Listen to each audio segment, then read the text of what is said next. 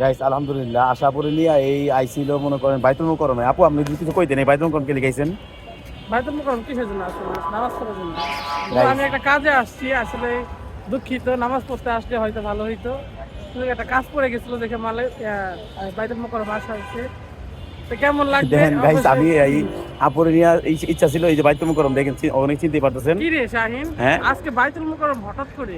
হঠাৎ করে আইলাম মনে করেন চাইলাম হয়তো আমাদের আল্লাহ তাআলা হয়তো আমাদের যারা ক্ষতি করতেছে তারা হয়তো তাদেরকে আল্লাহ হিদায়াত দান করুক। আর আসলে আমরা গুলশানের দিকে কাজ কাম করি, কিন্তু আজকে আমাদের কেন এখানে আসা হইলো জানি না, আর অবশ্যই জানাবে। দেখেন আমরা আসলে খুব মানে সমস্যার ভিতরেই আছি। আপু এমনি খুব কষ্টের ভিতরে আছে, আপনারা কেউ কোনো ক্ষতির চেষ্টা করবেন না। আর একটা কথা মনে রাখবেন, মাহিন হইলো একজন হাফেজ মানুষ, আর আপু মাহিনকে যে মানুষ করতেছে এটাই হলো একটা একটা বড় একটা অবদান। এই বিষয়ে আপনি কি বুঝছেন আপু? এটা তো আল্লাহ তাআলার ইচ্ছাতে, আল্লাহ তাআলা না চাইলে কোনোদিনও হবে না। সবকিছুর মধ্যে মালিককে যদি চাই তাইলেই হবে।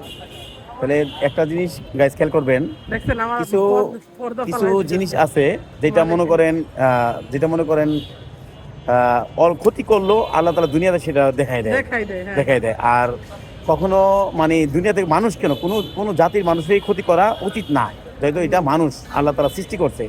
আর হ্যাঁ। সমস্ত সৃষ্টির একজনই মালিক, সে আমাদের মালিক আল্লাহ তাআলা, ঠিক আছে? এখনো এমন কোনো কিছু করা যাবে না যেটা আমাদের